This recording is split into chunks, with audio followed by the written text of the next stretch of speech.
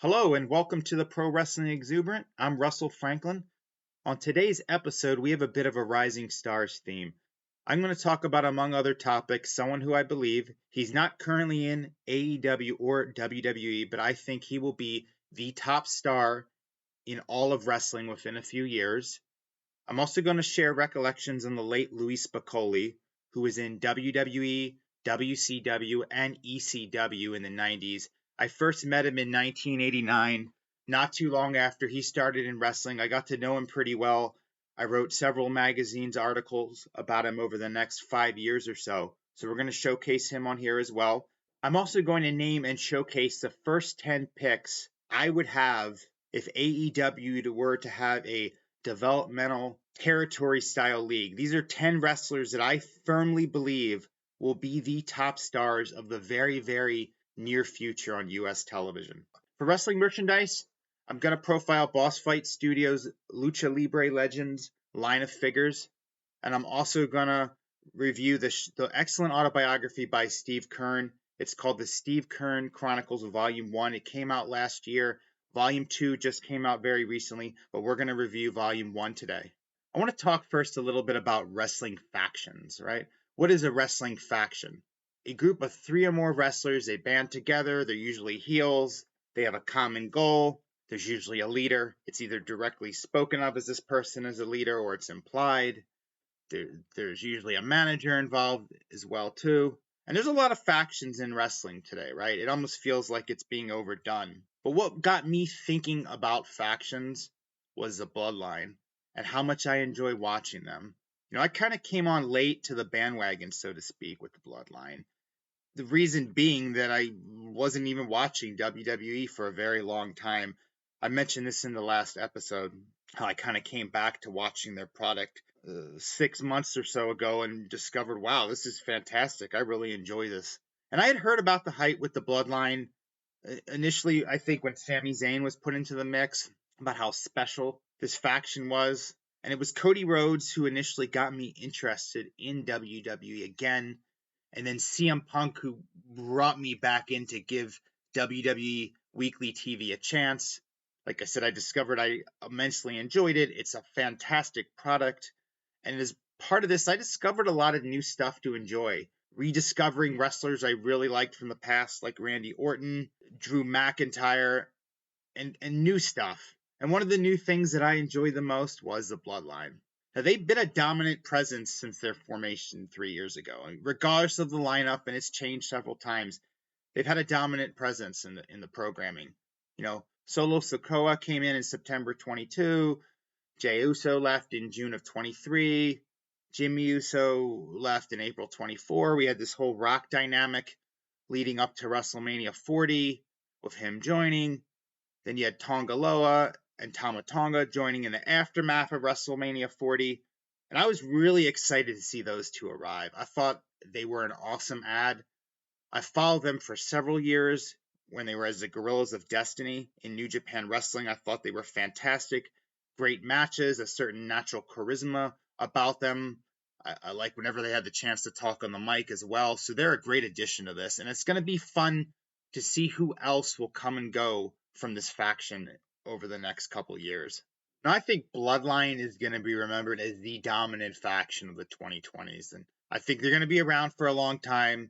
There'll be members coming and going. There'll be twists and turns in their storyline. There'll be new layers, but they're going to be around for a while. And watching the Bloodline got me thinking about another faction. One from when I first started watching wrestling in 1985. And like the Bloodline, this group dominated. And their centerpiece was a world champion for much of its time.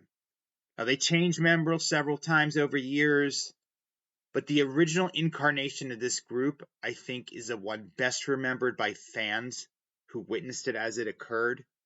And I'm talking about the Four Horsemen, the original Four Horsemen.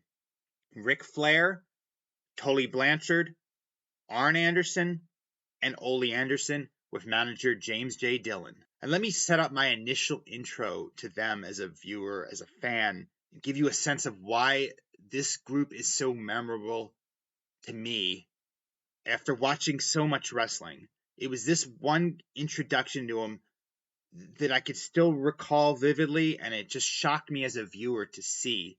And I'm talking about the parking lot incident where they broke Dusty Rhodes' arm in 1986. The whole clip is only a few minutes. It was the fall of 1986. They were leading up to Starrcade 86, where Dusty Rhodes, as NWA TV champion, was going to face Tully Blanchard in a first blood match. It was an exciting time in wrestling. WWF was coming off of WrestleMania 2. Hulkamania was going strong. WWF was all about the gimmicks, and the territories, regional promotions were almost done. The wrestling war of the mid 80s was narrowing down to WWF and NWA. And WWF was a promotion you identified with the gimmicks. Everybody had a gimmick, a character. You had, Jake the Snake Roberts, Coco Beware, Rowdy Roddy Piper. They were all characters, right? NWA was the Southern promotion, and it was kind of looked at as more gritty. They weren't gimmicks; they were kind of just themselves, and there were these grudges and feuds, and it had a kind of a raw element to it. By that, it is just kind of gritty. This parking lot footage that I'm talking about, it aired on one of their syndicated shows. This footage opens. They're in a car. It's this shaky camera, kind of these camcorders from the 80s. It's raining a little bit outside, and you hear this voice off camera. It's clearly Ole Anderson. He's ordering someone to film. And there's a loose narration during this. It's enough to establish what is going on, but it gives it a sense of realism. And it was different then. Back in 1986, it was groundbreaking. And rewatching it now, it still feels the same. It still feels different. It feels groundbreaking. There's something very gritty about it. There's something very real. But this footage was what it was. It was amateur filmed, and that was the whole idea. It wasn't a polished professional film work, right? The camera's shaking. It's very rough looking, but that's the beauty of it. And they're following Dusty Rhodes. They're following him in his car, and they're following him to the Jim Crockett Promotions parking lot. And when he gets to the parking lot and he gets out of the car, the Andersons, Ole and Arn, everything happens very quick. They just maul him. And again, it's the realism of the way this looks that was so powerful. J.J. Dillon's there. He's kicking him too. There's this quick glimpse of, it looks like Tully Blanchard on crutches, like in an Adidas sweatsuit. Everything's happening very fast.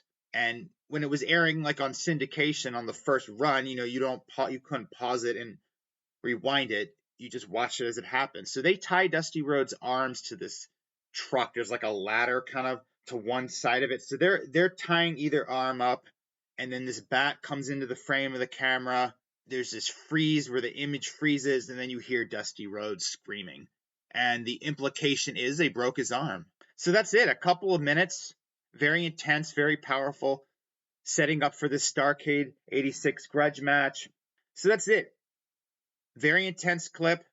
Very short, very powerful. And the Four Horsemen, to me, were the first, as a fan, that I think of as cool heels. They were the bad guys, but they were cool. They were dominant. You had Tully Blanchard and Ric Flair with these expensive suits they were always wearing. The ruggedness of the Andersons. J.J. Dillon as this intellectual mouthpiece, as a manager that would talk. The whole thing just worked. I still finally remember this so well, even though it's really been close to 40 years since all this stuff occurred. By the following year, from when that clip was done, this original incarnation of the Four Horsemen was already gone.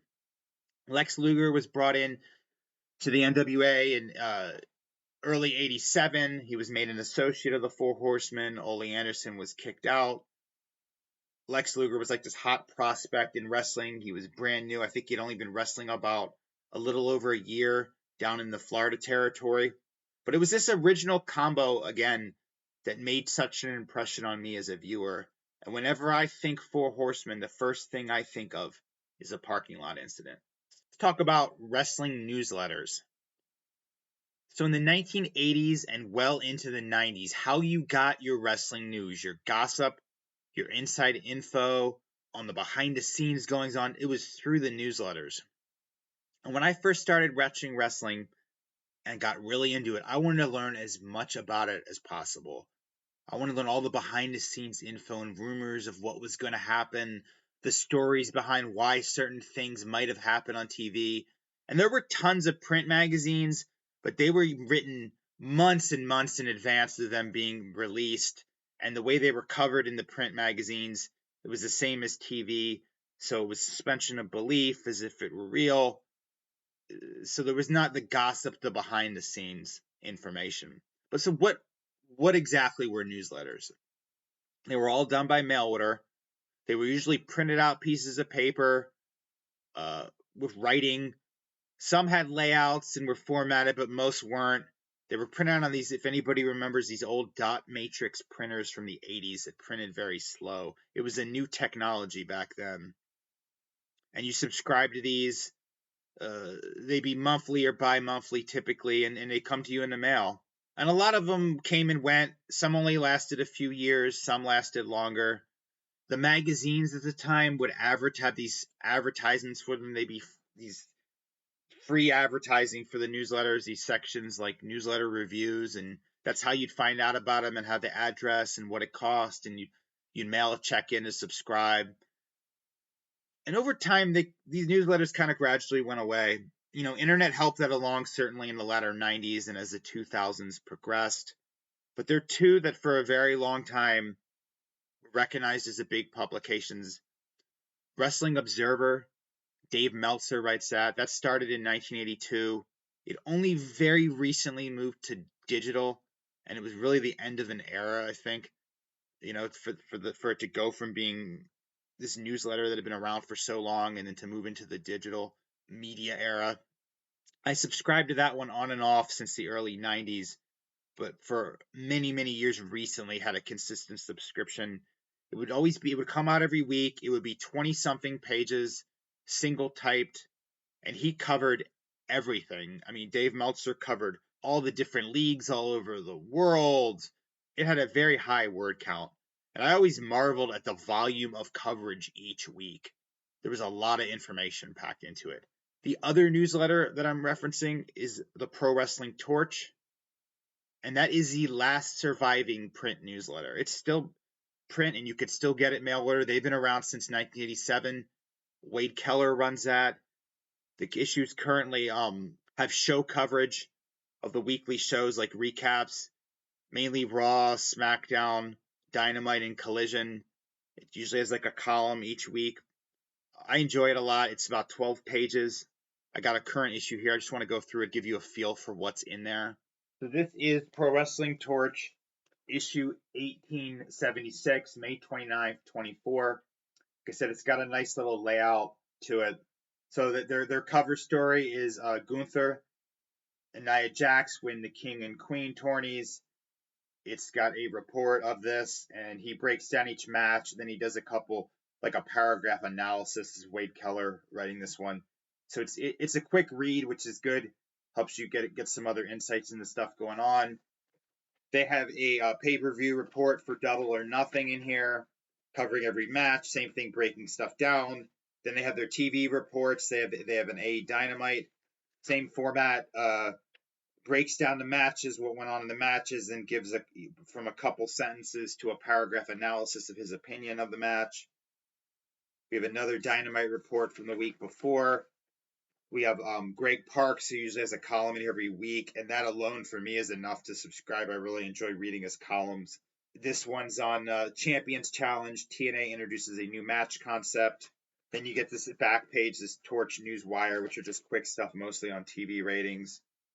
But that's the Pro Wrestling Torch, and that's the current issue. And how I actually got started in wrestling was by publishing and editing a newsletter and selling it mail order. And what I would do is I would basically just write my opinions of different stuff going on TV.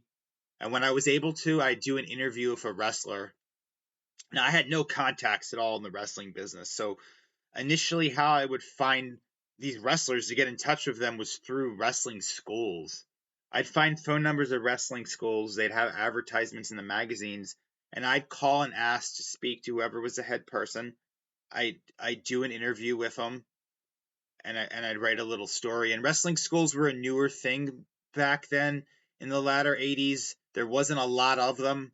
The very first person I ever interviewed was Johnny Rods. He was in WWF in the 60s, 70s, and into the 80s, and he had one of the very early wrestling schools. He runs it out of ran it out of Gleason's gym, and it appears it's still operational. And he did. I just called him and told him who it was and what I wanted to do, and he was nice enough to sit and do an interview with me on the phone. Another one I did interviewed that same way was Tony Altimore. He was in the 60s and into the 70s, part of the Sicilians tag team with Lou Albano.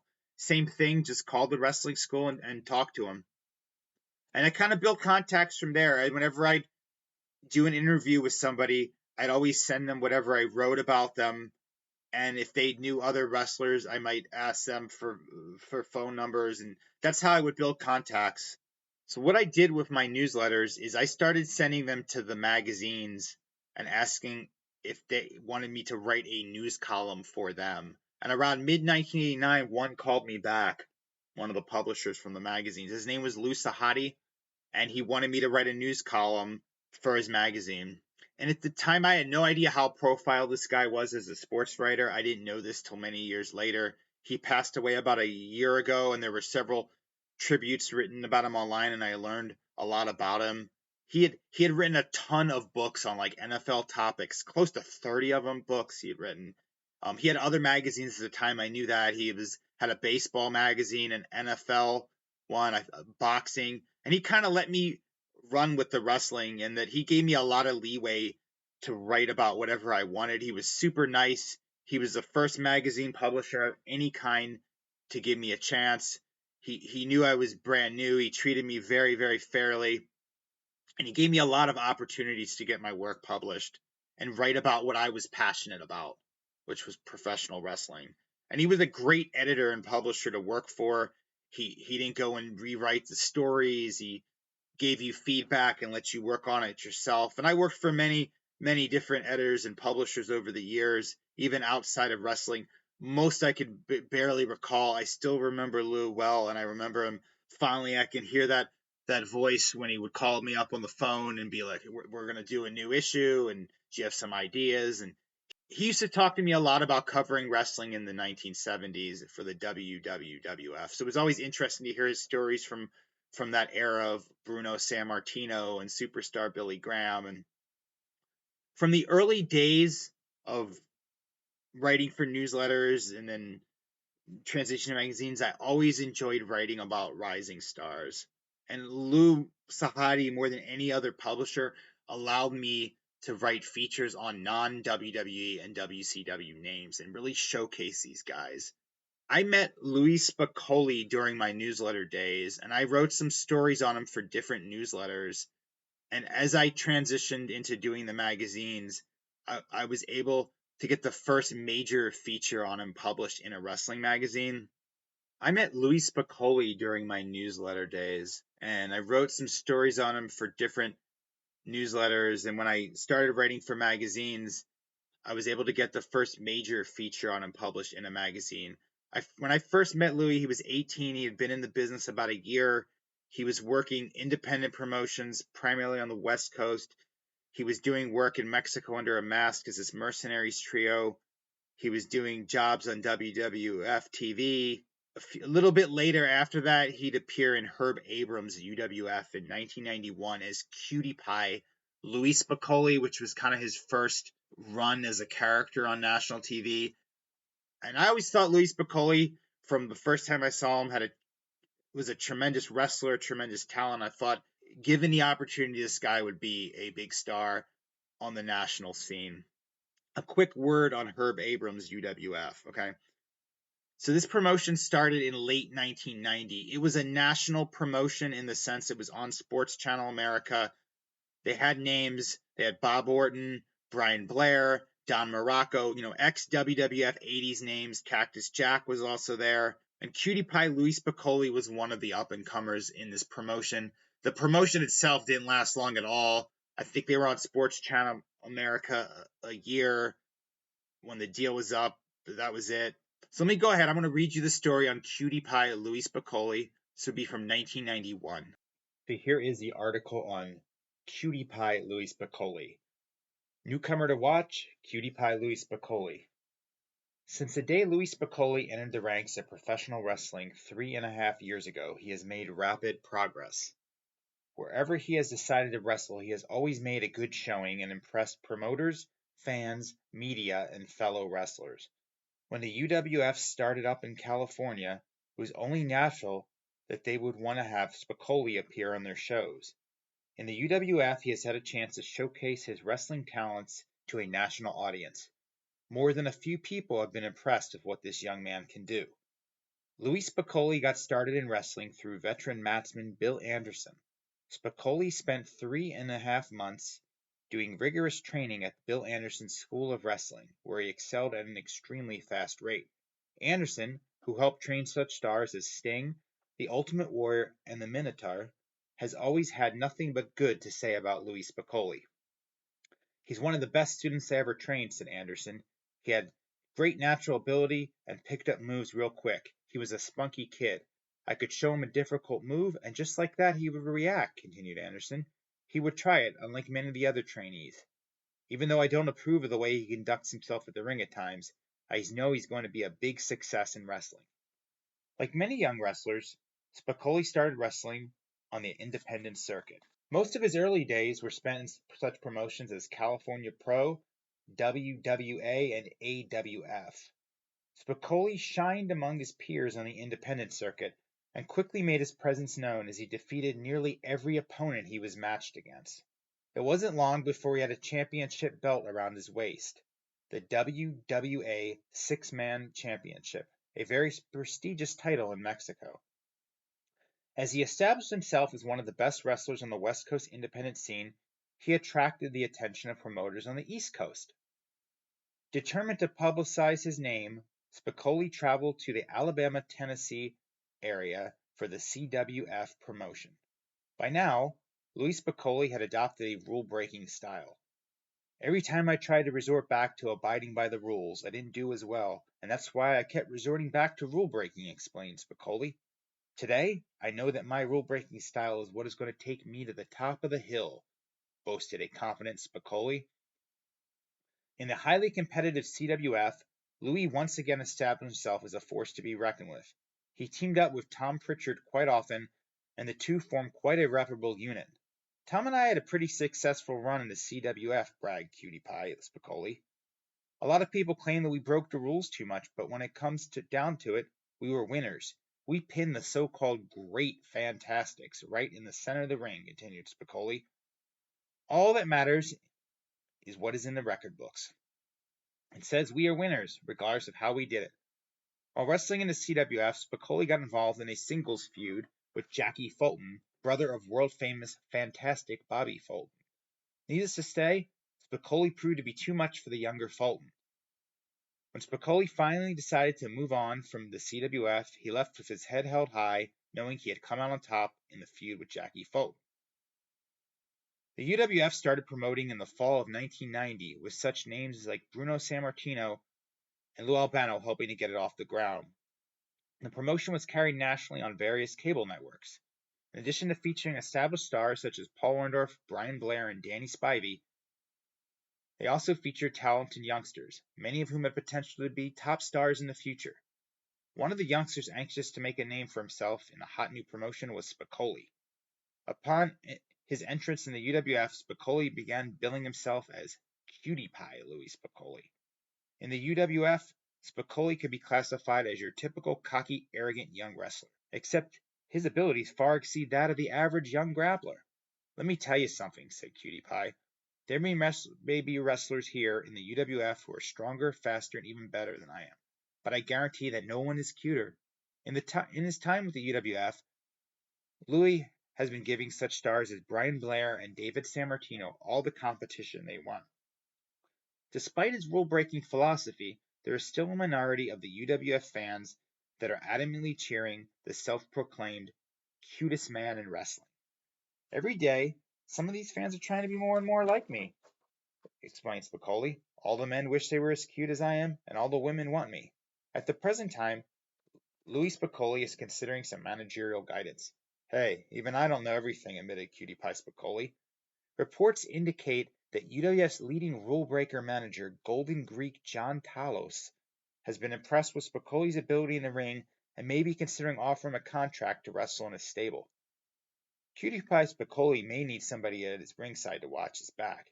He has already gotten under the skin of a number of wrestlers in the UWF, including David Sammartino, Sonny Beach, and Steve Wild Thing Ray. All three are anxious to get in the ring and teach the cocky Spicolli a lesson. What does the future hold for this promising talent? For the time being, Cutie Pie Louis Spicolli will continue to wrestle for the UWF and climb his way up the rankings. Being in the UWF around wrestlers like Don Morocco, Bob Orton, and Steve Williams makes me an even better wrestler, said Spicolli. I'm not in the ring with slouches, but rather with top-of-the-line wrestling talent that brings out the best in me. Even though he's doing his wrestling work for the UWF right now, Cutie Pie Spicolli is keeping other options open. Such promotions as USWA, Global Wrestling, and NWA could all benefit from his services. Louis Spicolli is still a young guy who is a good talker as well as a wrestler. He has plenty of good years ahead of him, and only bigger and better things should be coming his way. So expect to hear more and more about him as the weeks and months pass by. So after this article was published, Louis Spicolli would go on to have a run in the WWE in the mid-90s as Rad Radford. He was also in ECW, and he appeared to be on the verge of a significant push in WCW when he passed away in early 1998. I still like looking for and identifying rising stars. I watch a lot of independent wrestling, and I'll be covering a lot of it on upcoming episodes of the show. I want to introduce you to some of the great young talent that's out there on the independent scene that hasn't been in AEW or WWE yet. You might have heard the name or be a little bit familiar with the work, but I really want to showcase them so you can learn more about them. The wrestler today I want to feature as a rising star is someone I firmly believe will be the top name in either WWE or AEW within a few years. I think he will be a dominant figure of the 2030s. He's got the look, the speaking ability, the in-ring work. He's currently in his early 20s. He just has this it factor that you can't teach someone. And the first time I saw this guy wrestle, he reminded me a lot of a young Randy Orton in his mannerisms and movements. And that's a high compliment because I think Randy Orton is one of the best to ever do this period, regardless of the era. The wrestler I'm talking about today is Ricky Knight Jr. I first saw him in the Rev Pro promotion. They're out of the UK. They started in 2012. They run several events a month. You could see them all on their streaming service. They use American names as well. They recently brought in Josh Alexander and Richard Holiday earlier this year. It's a very, very high quality wrestling they present.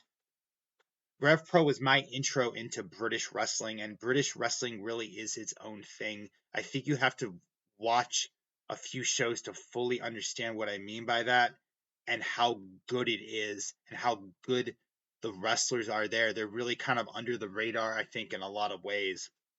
I really enjoy the style of what I think of as UK wrestling, and Rev Pro to me epitomizes that. I describe it as a mix of hard-hitting physicality mixed with athleticism, and there's just so many immensely talented people right there on that UK circuit. There's no national promotion in the sense like there is in the US, Mexico, and Japan, but the quality of the in-ring work as a whole there is equal to anywhere. And Rev Pro has tournaments like the British J Cup, the Great British Tag League. Will Ospreay wrestled here for quite a number of years. He's their former champion. It's the British heavyweight champion. He reigned for like 2.5 years from early 2020 into mid 2022. The current British heavyweight champion is Michael Oku. I'm going to talk more about him later. Rev Pro is very significant to me also because it's where I first saw Ricky Knight Jr. And right from the start, this guy became one of my absolute favorites to watch. There's not a lot out there about Ricky Knight Jr. If you start looking him up, I feel like to learn more about him. I mean, he's Saraya's nephew. He's a third generation wrestler. He's just 24, but there's not a lot of other detail I could find about him. He was the Progress Wrestling Atlas champion until very recently. He's a former British heavyweight champion in Rev Pro. But I'm going to showcase two of his matches here to kind of give you a feel for what he's about and why I think he is so special and why he is my pick to be the number one guy in wrestling within a couple years in one of these national US promotions. The first one I want to showcase is from Rev Pro. It's Epic Encounter from this past April, where he wrestled another very talented young wrestler named JJ Gale. I'd say in the couple of years I've been following Ricky Knight Jr. and watching him wrestle, he's put on some additional muscle, probably about 15 pounds of solid muscle. It suits him well. Just adds to his whole aura. So the match between Ricky Knight Jr. and JJ Gale starts out with the crowd kind of doing dual chants for each of them. It starts out kind of slow. They're feeling each other out. They're locking up. There's clean breaks, but pretty fast we get into a quick pace here with JJ using the ropes for various springboard moves in and out of the ring. And when he misses one of these moves, Ricky Knight Jr. walks over and he kind of methodically just starts kicking him. It's not rushed. It's just very methodical. It's all in the mannerisms, and that's one of the things he does in the way he delivers the moves. He puts JJ against the ropes. He starts chopping him very hard. And there's a slight heelish tone, I think, to the way Ricky does everything, but it's very subtle. It's done in a very subtle way. He puts JJ in this move, suplex type, where he's holding him up, and the crowd starts counting, and he holds him up for a minute. It looks really good. It's a really cool move. JJ sells it really good. He starts kind of fading like he's going to go unconscious while he's in midair. And there's a lot of attention to detail by both of them in this match. The way they're delivering the moves, the way they're selling the moves, they're letting everything sink in. And again, two guys in their early 20s watching this, you'd think they've far more years in the business the way they're projecting all this. But Ricky keeps control of the match for a while. He's doing assorted moves. He's flying elbow after a whip into the rope. He's got a razor's edge he puts him into, but JJ reverses it into a Hurricane Rana. He makes a comeback. He hits Ricky with two running uppercuts, and then the roles kind of reverse, and JJ kind of takes charge for a while. It's this back and forth dichotomy between these two. We have JJ doing the spinning kick, a release German suplex.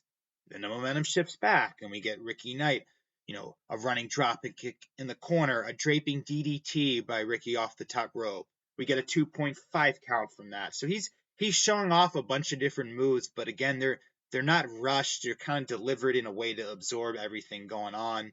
It ends up with these two nose to nose trading forearms.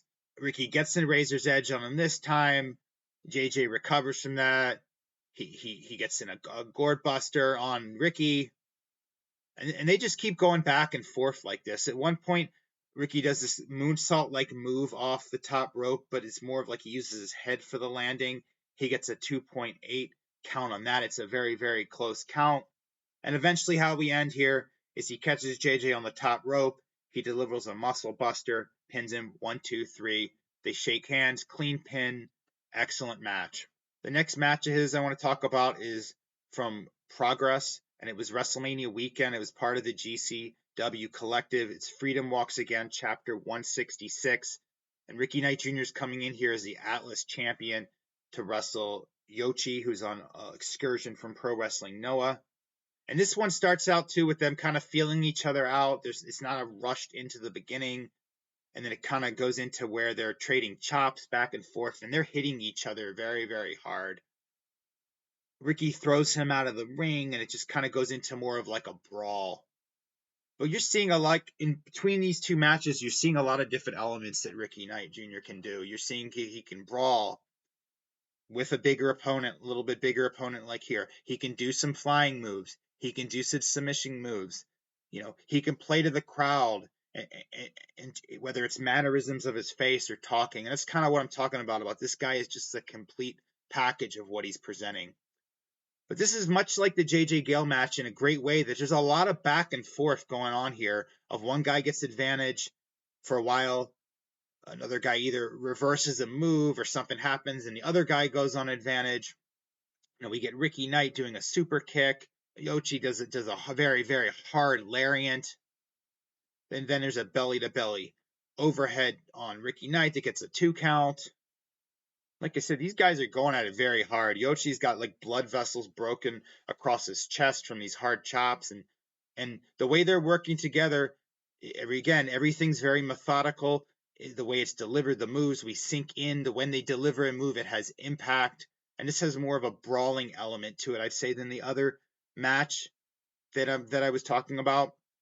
But again, a lot of near falls. Ricky does his muscle buster again. This time he gets like a 2.9 count. It's very, very close to a 3 count. And then he just starts unloading on him. He gives him a tombstone. He does a breaker on the apron, a 450 splash, just this range of different moves. A 2.8 count again. Again, very, very close, almost to a finish. But then we get another huge lariat from Yoshi, and he almost wins the match too with a very, very close count. And these near falls between the two of them are telling a story as this builds to a finish. Regardless of who wins, both guys are going to come out of this looking very resilient and very strong. It ends up with Yoshi winning the match and winning the title, and he uses a very, very high choke slam, and it's a nice dramatic kind of finish. I thought he was going to kick out of it, but then when it went the way they delivered it with the 1, 2, 3, I thought it was very dramatic. It was a very good finish. There you go, Ricky Knight Jr., my pick to be the biggest star in all of wrestling in a few years and to dominate the 2030s. Seek out some of his matches. Check them out. Continuing the Rising Star theme, let's pretend that AEW, Tony Khan, have just put me in charge of a new territory style developmental league. I'm the promoter, I'm the booker.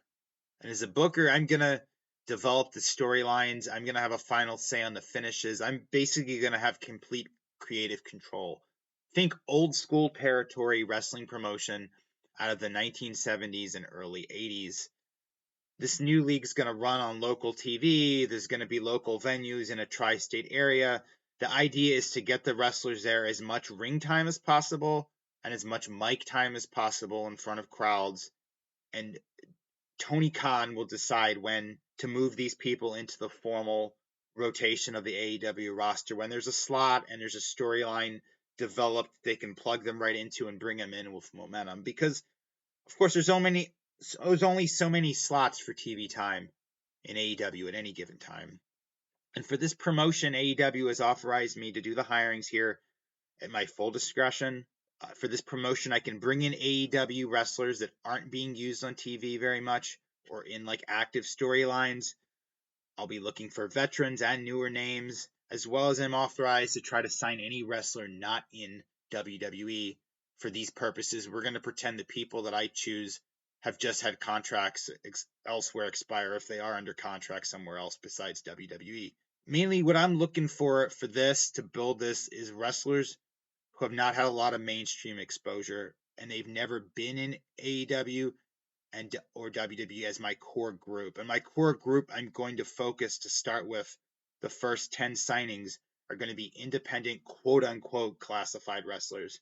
Okay, I identify these people to be major stars. I see them capable as upper card to main event level right now on a national TV promotion, and I need to show that by presenting them as such. And for me to pick these 10 people, I'm going to scour the tapes, so to speak, and here goes my selections in no particular order. I'm not calling these 10 developmental wrestlers because some of them have been around for several years on the indie scenes, and they are all TV ready for AEW now, in my personal opinion. But again, there are only so many slots at any given time.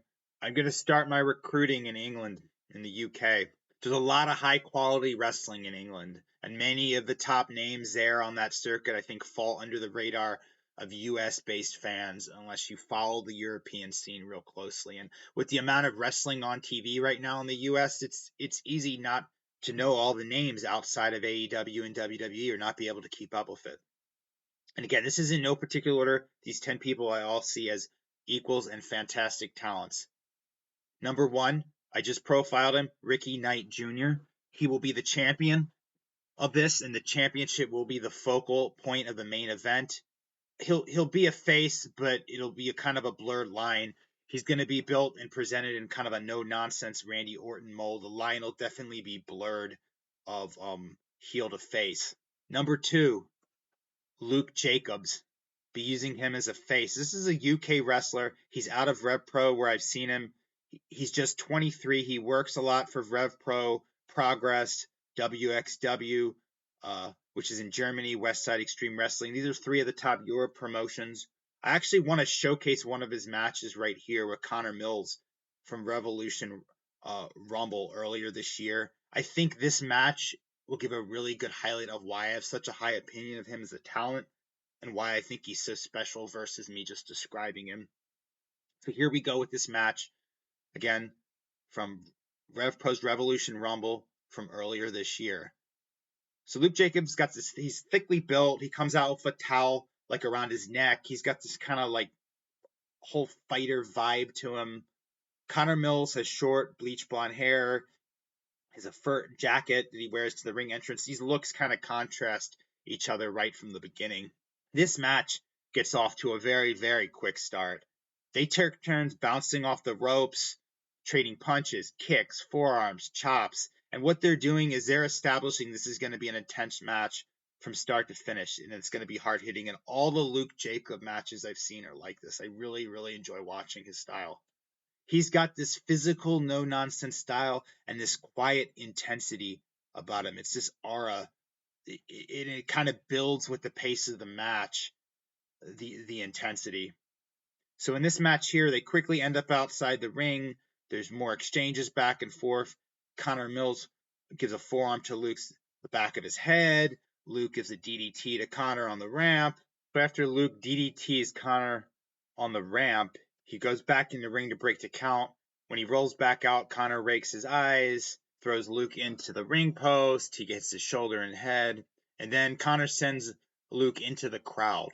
And then Connor climbs on the top rope and leaps onto Luke, who's sitting in the first row. He goes right over the barrier of the ring to leap onto him. It's a very, very nice visual the way it looks. Back in the ring, Connor continues the offense, and there's a lot of punishment here being delivered on Luke, and there's good selling on Luke's part, which is another thing he's very good at doing, is taking these hard moves and selling them. At one point, Connor does this figure four variation with a bridge. Luke rallies back. He gets out of it.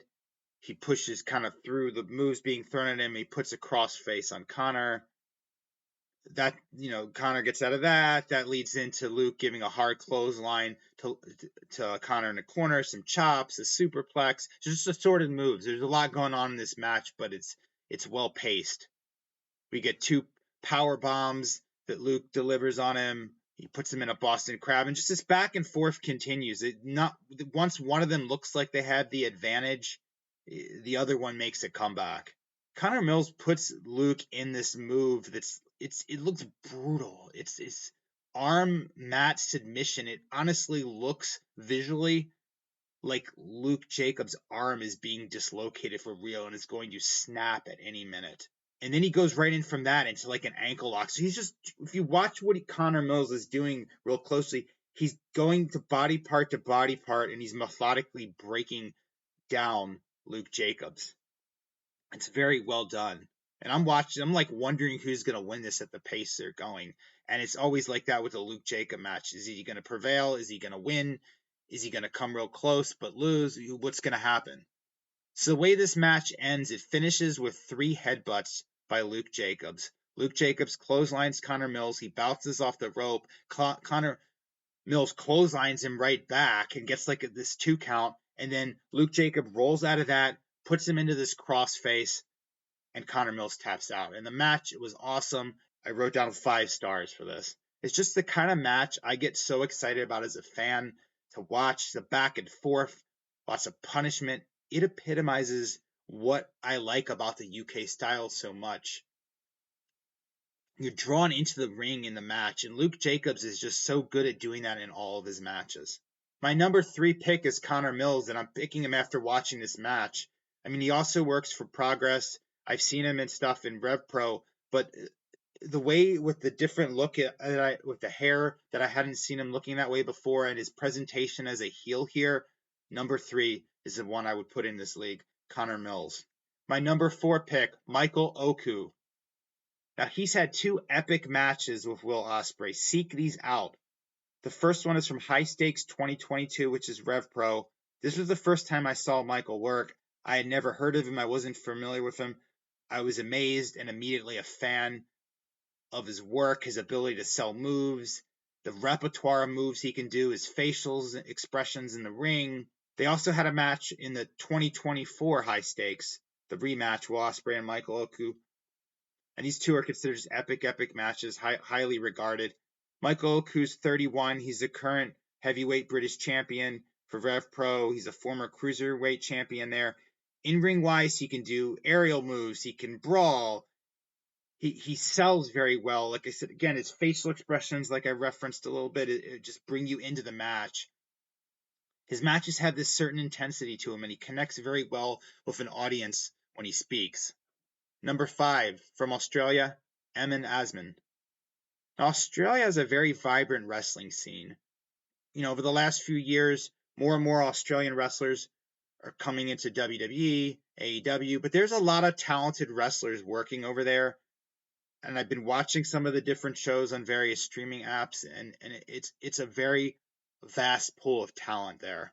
Emin Asman is often presented like in an underdog role. He's smaller than most of his opponents. He does good aerial moves. He moves quick in the ring. He's got a nice array of offense. I saw him for a promotion called the Renegades of Wrestling, where he did a heel faction. And the idea here was he had lost some close matches, and he paired with other young talent and felt they weren't getting the proper respect. And he was like the leader of this faction, and he was talking on the mic. And I really liked this side of his presentation when you combine it with his in-ring skills. And that's how I would lean into using him in something and trying to find some young wrestlers, perhaps people that are very, very new in there, like trainees coming in first starting, and he that have potential. And this guy is like the leader of this faction, but he's got a huge amount of potential. Emin Asman. Number 6, Ricky Smokes. I see him as a heel. He's 24. I like his work a lot in Limitless and Maine. I think of him as what I call a snarling heel with the kind of the facial expressions, always kind of the snarling look. He's very, very natural in a heel role in that he's just something unlikable about him. And I mean that as a compliment about his demeanor and just the way he carries himself. It's not forced. Everything just seems very natural of him. And again, he's working a lot of indies right now. He works well in singles matches, in tag team matches, but I prefer him in singles, and that's where I would see him being showcased. Number 7, Titus Alexander. This guy is a top heel, top of the line heel. He's based out of California, very poised, very polished over everything he does, his overall presentation. He's just 23 years old. I first kind of really took notice of this guy for the West Coast Pro promotion. They did some really nice video packages on him, and they've showcased him really well. And as far as like his ring work, his mic, and just really to me as a viewer, seeing this guy has it all. Titus was on Collision in late 2023. He wrestled Powerhouse Hobbs. I just wanted to yell out to the audience that this guy is one of the hottest prospects in the world. I wanted to see him presented the way I've seen him on the indies. But he's had some good experience. He's been in GCW. He's been in Pro Wrestling Noah. He's high profile, main evented Noah. But this guy, tremendous talent. Number 8, TJ Crawford. Very diverse talent, can work as a heel or face. I like his work a lot. I've seen in the indies in Massachusetts and Maine. He's very athletic. He's got a lot of charisma. It's everything's comes across very natural. He's been around for a number of years on the indies, so he kind of works like a polished veteran in the ring. When I looked a little bit up on him, he came out of the Creative Pro Wrestling School where MJF came from. Number 9, Slice Boogie. I see him initially as a heel. He's based out of California, and I felt like his brief runs that he had in the last couple of years with NWA and MLW only barely scratched the surface of his potential. I really liked him in that 5150 tag team with Danny Rivera and MLW. They were very good together. They were managed by Conan. Slice Boogie's thickly built. He's got a New York accent a little bit. Something about his demeanor and the way he works, it reminds me a bit of Eddie Kingston. And it's just the mannerisms, demeanor, reminds me a little bit of Homicide. High compliments, two of my favorites. Slice Boogie is this gritty, real feeling to him.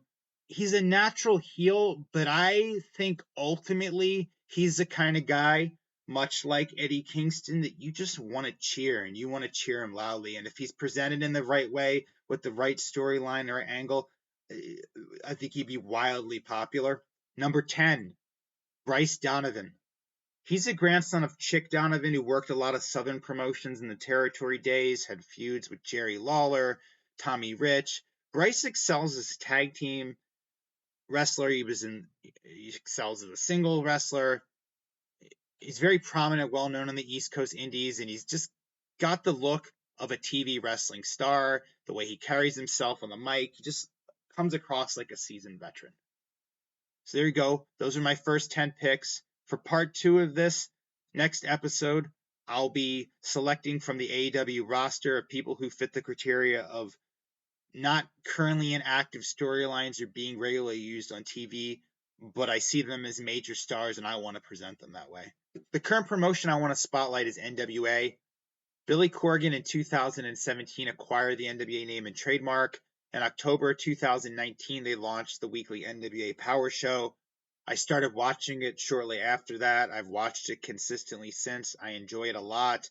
I like the whole feel of this show. For the most part, the show is filmed in a studio-like setting. It reminds me a lot of the NWA show that was 6:05 on Saturday nights on TBS. They have some shows in smaller venues. Coming up, they have NWA 76. It's going to be at Philadelphia's 2300 Arena in August. But I just like the whole formatting of this show. They have matches. They have interviews, usually behind the scenes with like a backstage, with the NWA, like a wall with NWA logo on it. It's got a very retro feel to it. It reminds me a lot of the Crockett era, mid to late NWA stuff. There's a nice mix of veterans. It's got some former WWE names in there. It's got some new faces. Right now, they have new episodes every Tuesday on the CW app, and it's a very underrated program, in my opinion. I don't feel it gets the attention it deserves.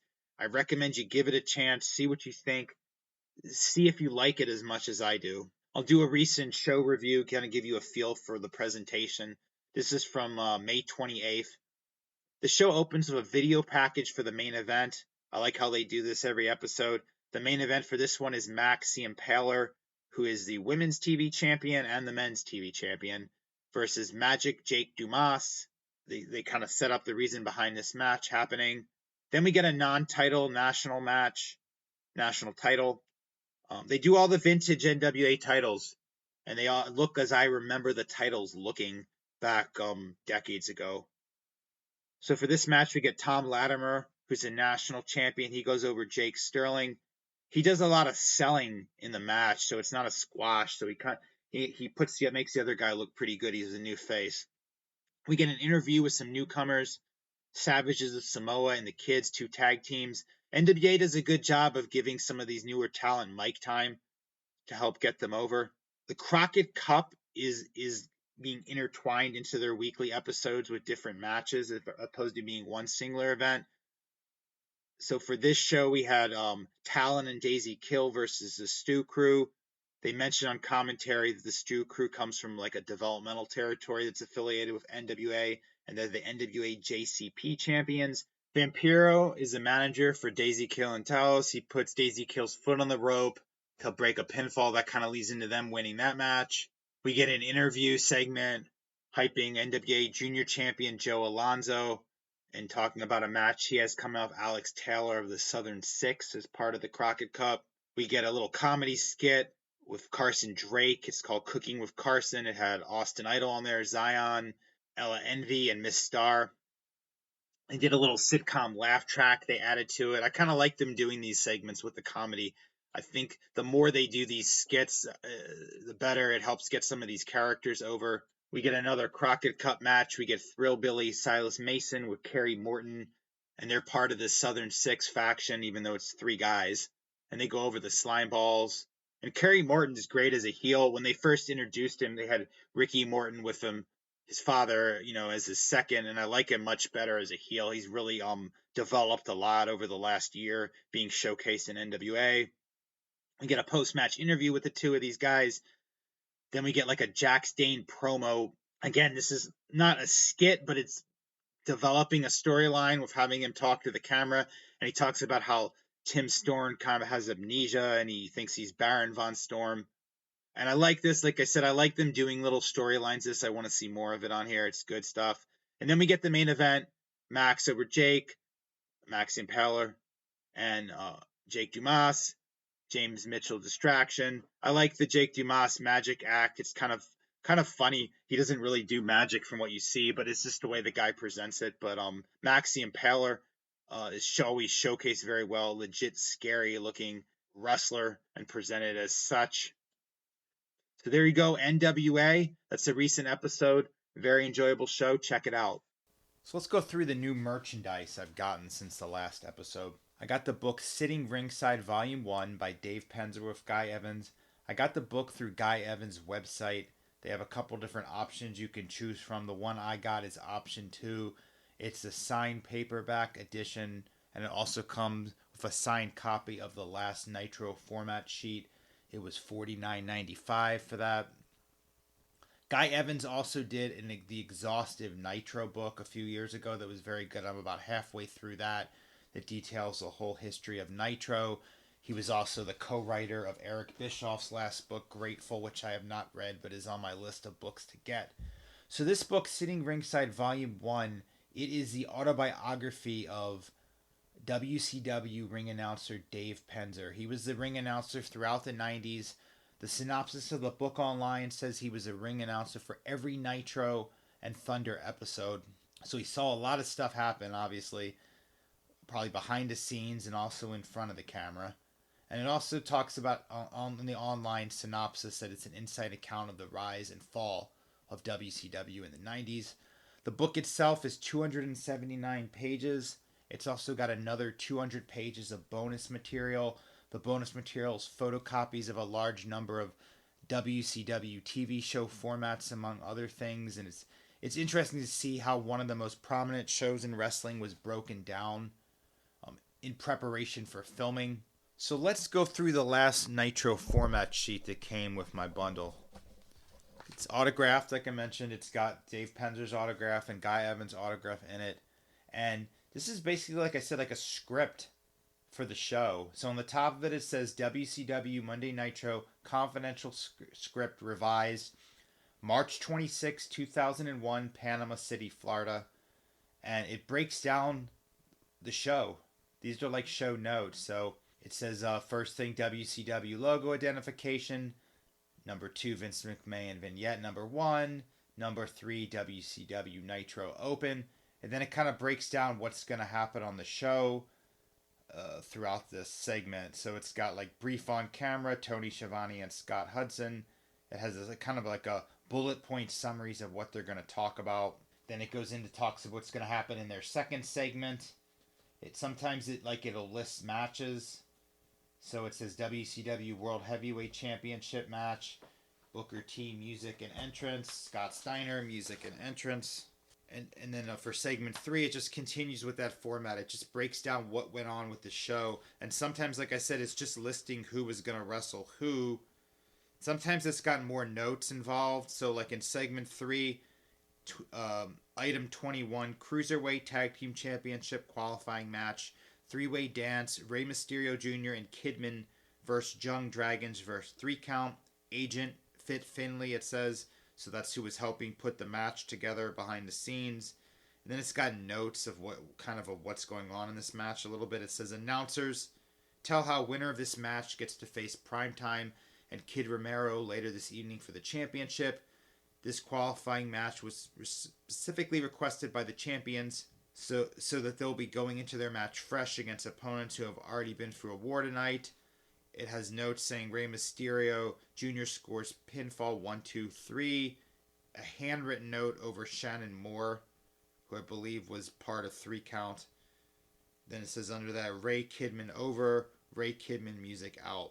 And that's kind of the continuing theme of this, breaking it down by these different segments and then listing out additional notes. Let me find you another example of some other notes in here from a match. Segment 5 says 36, short Lance promo. Lance Storm promo. If I can be serious for a moment, it says in a bullet point. Bullet point calls for playing of Anthem. Bullet point, Anthem starts to play. Off hot to commercial break while Anthem is playing. So these are like production notes. But yeah, it's pretty cool to see. It kind of goes through this whole format of what went on for this whole show. I'm looking if there's anything. There's some more handwritten notes of like how long things are going to be written in a pencil, like how many minutes. Whenever for the matches, they hand wrote by pencil somebody who was going to be the referee for each segment. And then the very last page is the final ending of the show, and it just says segment 11. This needs to start at 9:33 Eastern Time, 8:33 p.m. local, and then someone wrote in pencil 8:33. It says Sting music and entrance, and then there's another handwritten note. It's not legible. Then it says Ric Flair versus Sting. Finished TBA to be determined. Then it says the match will go 10 minutes. So this is a pretty cool piece of history, and it comes with the book package. The other wrestling book I just got is Jim Ross's third book. I got the hardback copy, and it's called Business is About to Pick Up, 50 Years of Wrestling and 50 Unforgettable Calls.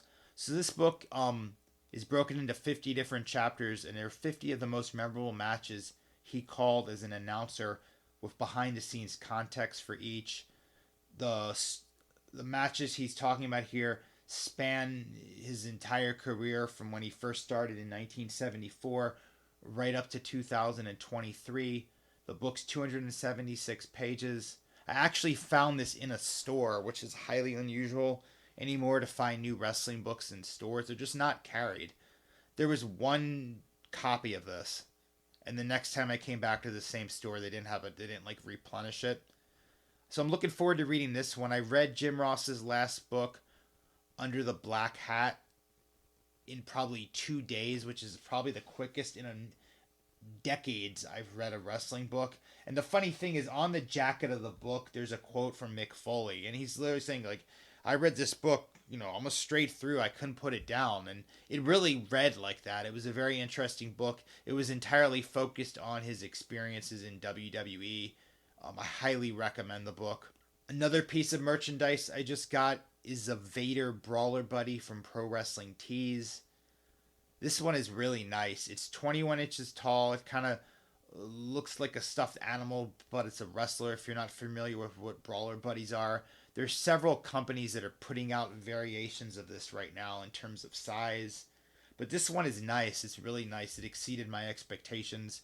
It's a classic Vader as I remember him, with that red line kind of mask, with the classic gear, the red top with Vader time on it, the black MMA gloves, the black wrestling pants, the red and black boots. It's a nice design. It's cartoonish, but in a good way. With some of these, not from Pro Wrestling Tees, but some of these brawler type buddies I've seen, they don't always look like the person in my opinion.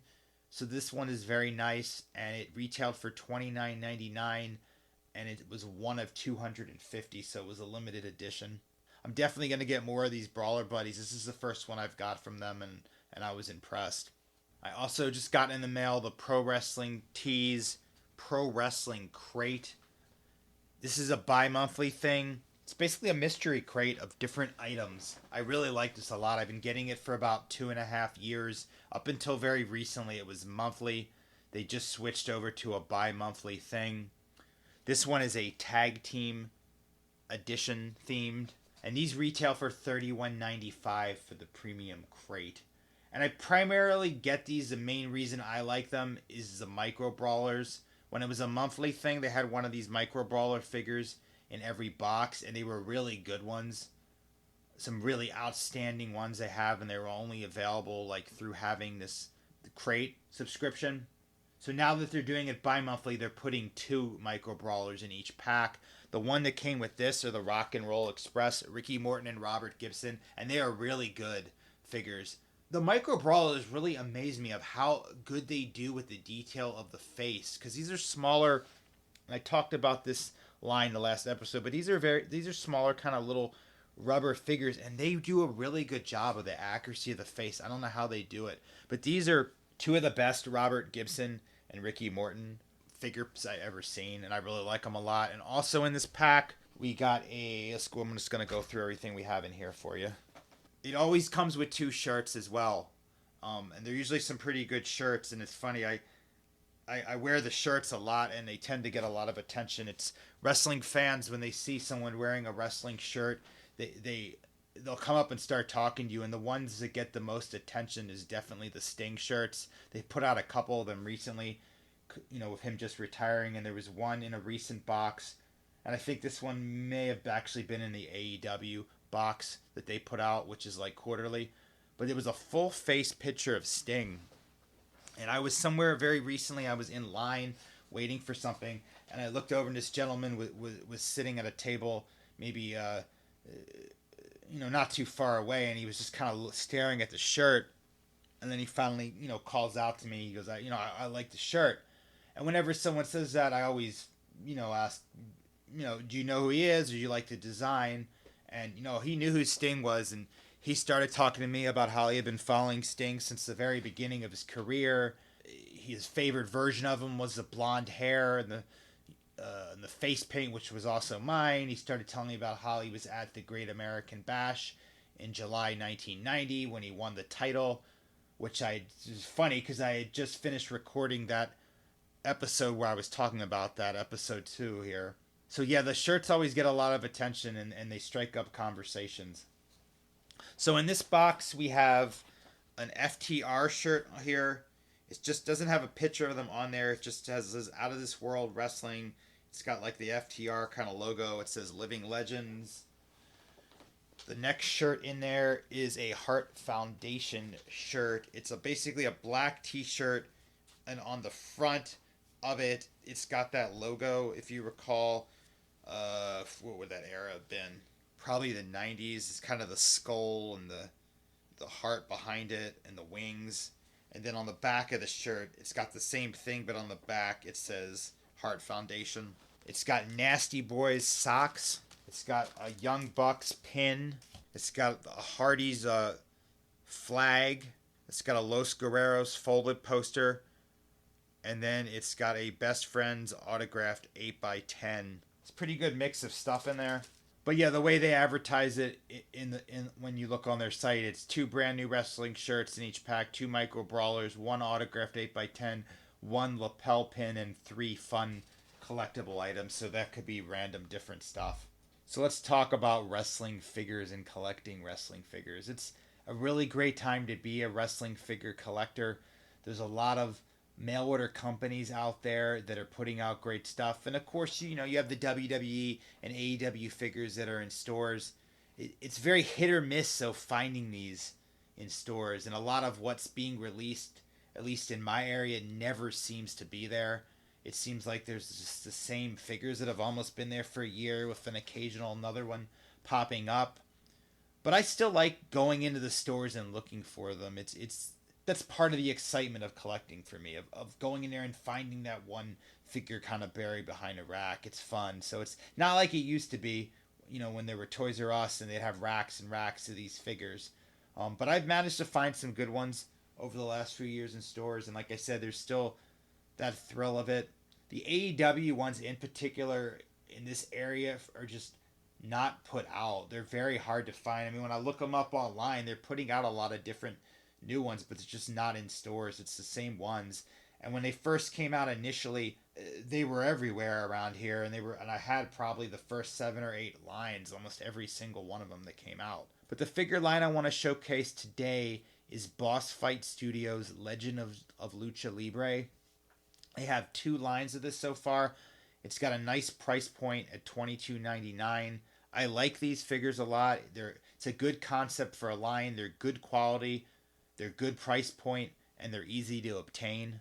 They're 6-inch figures. They're very similar in style to the Mattel WWE lines. In fact, on my shelf where I display my figures, I have them on the same shelf with the other Mattel ones because they're so close in size and appearance, and they all have very nice detail. They come with outfits. I'm going to go through each one. I have all of the first 2 lines that came out. So Series 1 was Penta. He's wearing a black shirt. It says Lucha Brothers. He's got a black mask with silver. Nice figure. Juventud Guerrera. He's got a mask on that's like a mix of different colors, like blue, white, red trunks. I got a Ray Phoenix is from line one, similar with the Lucha Brothers shirt and a mask with like black and silver. I know they had these out from AEW, was putting out figures of them too, but I wanted to get them from like an indie label, just as more of a collectible. The other one they put out in Series 1 is Taya Valkyrie, and this is a really nice figure. Her, the face is really point on. It's a very well done figure. She's got like an orange outfit on and like white boots. Line 2 that came out, this one is my favorite of all the ones they put out. It's of Black Taurus. He looks like when you've seen him in AAA with the bull mask. It's just a lot of attention to detail on this one. It's a very good figure.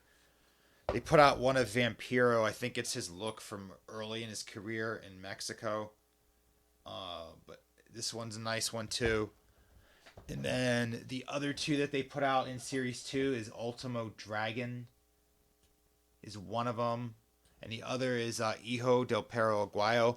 I ordered most of these figures from their website, but then I heard that GameStop actually carried these, and so I tried going in a random one when I happened to be driving by one, and I didn't have Ultimo Dragon. I didn't have Hijo del Perro Aguayo one, and I wanted them, and they had them there, so I got them, and these ones are nice too. Like I said, they're very nice detail, the way the faces look on these, or the masks. The outfits look good. They're a nice, very nice collectible. They're advertising a number of them on their site right now, I guess, which will be perhaps it's Series 3. They're not labeling it that way, but they're advertising them as coming out in quarter 2, 2024, which you can pre-order them, so they should be coming out soon. They're labeling them as premium figures, so they're a little more than the ones I have. They're marking them at $39.99. The one I have my eye on is Laredo Kid. It's got some really nice detail to it. This nice white robe. That's the one I'll probably be getting. They have a couple of the premium ones on sale right now. They have one of Conan in a blue mask. It says it's from early in his career. And one of Lady Maravella. Both of those are $39.99. They also have a line called Luchacitos of Lucha Libre on their site. They're 3-inch figures. Kind of mini type little figures. The one of Penta looks pretty good.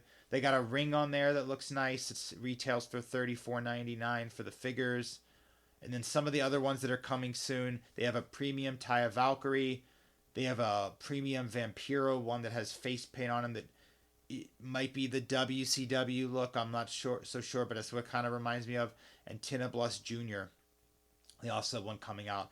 Now, Boss Fight Studios is the same company that also did the MLW figure line that came out earlier this year. And those were in pre-order for a long time. But they look pretty nice too. They had Hammerstone, Jacob Fatu, and Killer Cross, and Mads Kruger. That was line 1.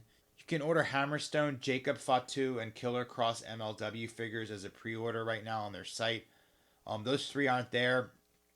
Killer Cross was gone shortly after they announced the release of this line, coming soon. Of course, Karrion Kross in WWE. They also have one of Mads Kruger on there, which is available right now. That's at $39.99. He's still there.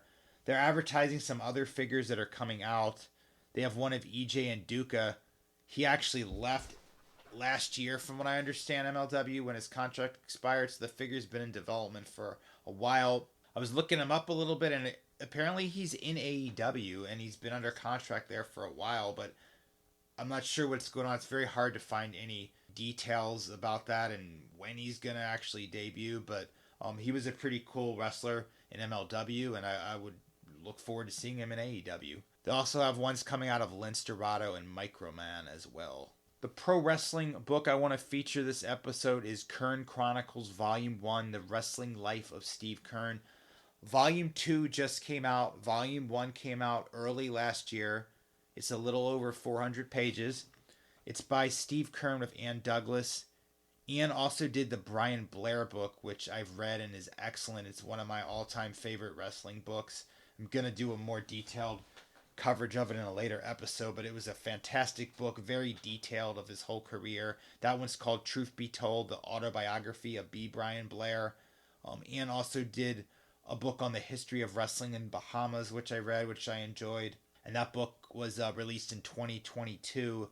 Bohemian Rhapsody, The Unofficial History of Pro Wrestling's Unofficial Territory, 1960 to 2020.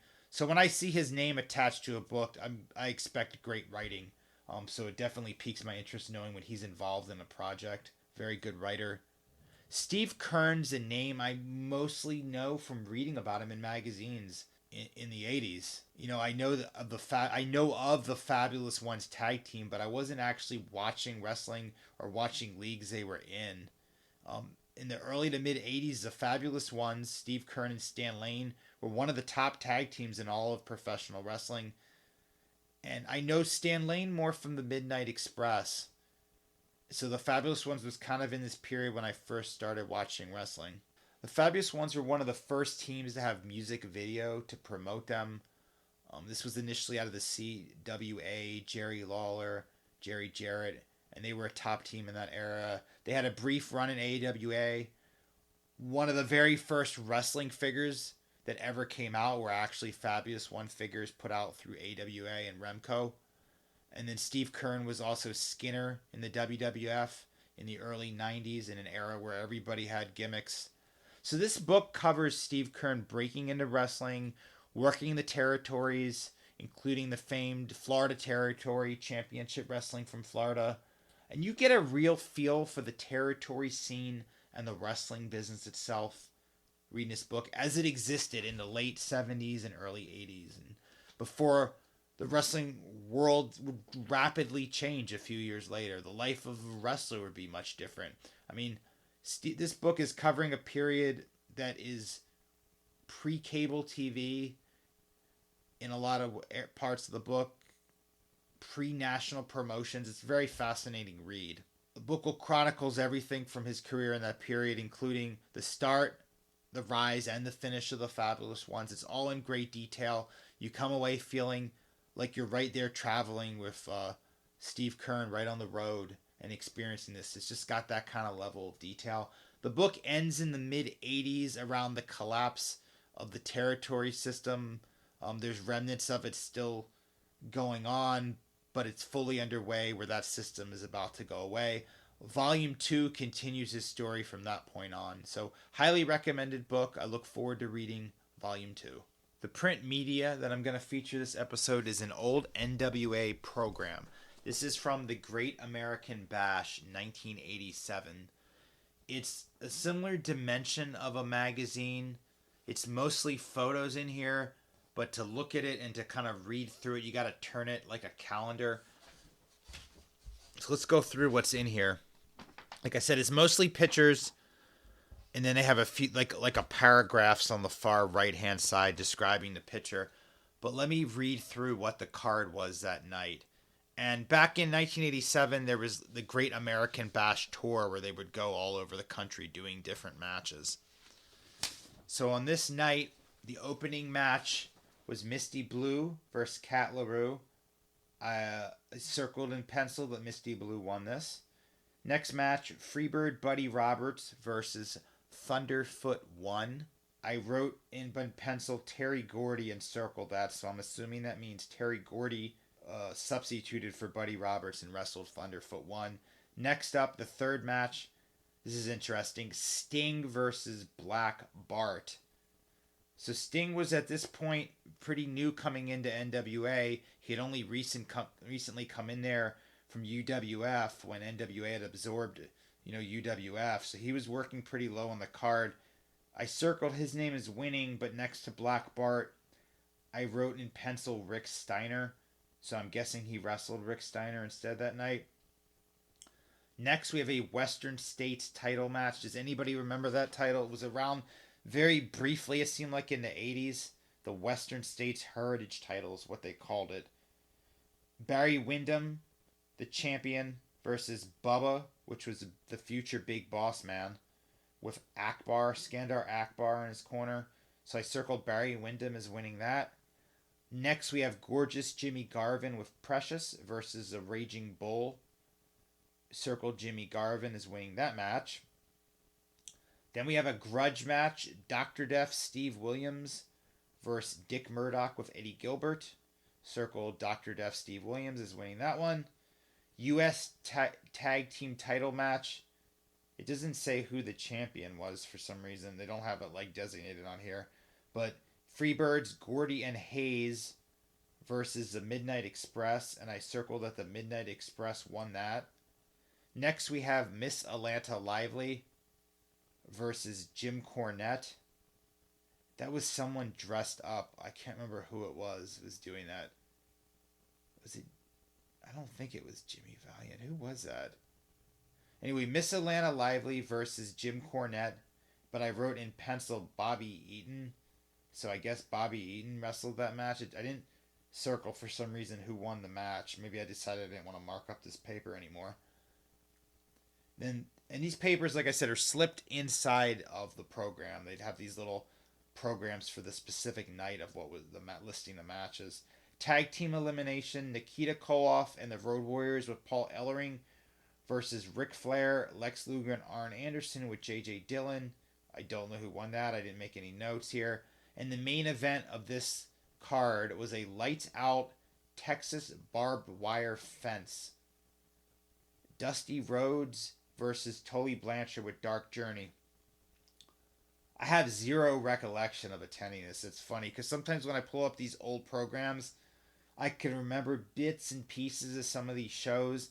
And I went to a lot of NWA shows. I used to run shows every month in the area, and I went to them almost every month, and I just don't remember anything about this card.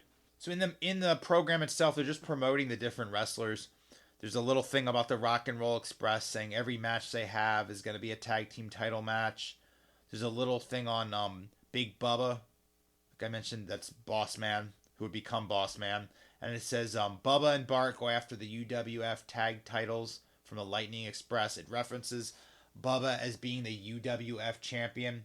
So I'm guessing this was right around the time shortly after that UWF was absorbed into NWA, because they kept the titles active for a very short period of time after that. And Bubba had defeated One Man Gang for the UWF title in April of '87, and then he dropped it a few months later to Steve Williams, and by the end of the year the title was deactivated. I think One Man Gang was the final champion.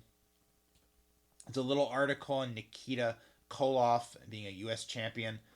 A little bit of a Nikita Koloff story. So in the late 80s, in the area I was in, there was this fan club where you could have by getting a membership for it, it would give you access to these events where they would bring in NWA wrestlers for what we call now meet and greets. Back then, it would be like you would go to a restaurant, they would serve a buffet type meal there. The wrestler would be sitting in the front of the room. He would answer questions, sign autographs, take pictures of everybody. I went to a couple of these, and I remember going to one with Nikita Koloff, and it was a really cool experience. I mean, you could ask him tons and tons of questions. I recently came across some of the pictures I took of him that night where, he'd pose for people, and it was a fun experience. And then after that, in this program, it's straight pictures. There's no more text. We got pictures of Tully Blanchard, Road Warrior Hawk, Dusty Rhodes, Flair. I mean, this is all vintage Jim Crockett Promotions, NWA era stuff. There's a picture of Steve Williams versus Dick Murdoch, a picture of the Rock and Roll Express versus the Midnight Express. So this is a cool piece of history. It sat in a box for literally decades. It's in pretty good condition. There's a few smudges on it, but on the very back of it, they're listing all the major events of Jim Crockett Promotions that they had at this time. They have the Jim Crockett Senior Memorial Cup. I went to that one year. I'll talk about that in another episode. They're referencing Starcade. And the other one they're talking about is a Bunkhouse Stampede event. So there you go, a vintage NWA program from 1987. Thanks for listening. I'll talk to you more next episode. If you have any topics you'd like for me to cover, please send me an email at tpwemedianetwork@outlook.com. You can also subscribe to the free Pro Wrestling Exuberant email newsletter at substack.com/@the Pro Wrestling Exuberant.